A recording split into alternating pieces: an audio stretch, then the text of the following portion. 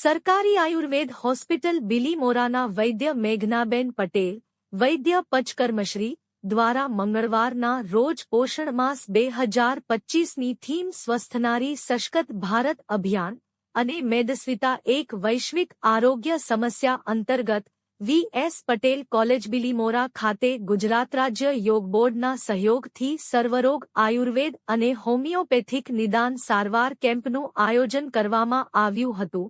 કેમ્પમાં સેવા આપનાર વૈદ્ય રાગિનીબેન Chaudhary, RMO, doctor અંકિતાબેન Patel, homeopathic medical officer. કેમ્પમાં ઉપરાંત હોસ્પિટલ સ્ટાફ શ્રીમતી ગંગાબેન પટેલ, શ્રી દિનેશભાઈ પટેલ અને મમતાબેન પટેલે સેવા આપી હતી.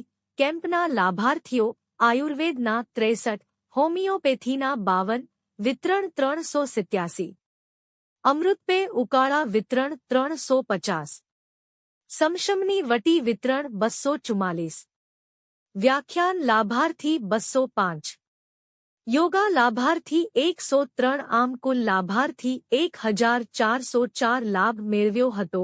રિપોર્ટર સલમાન શેખ.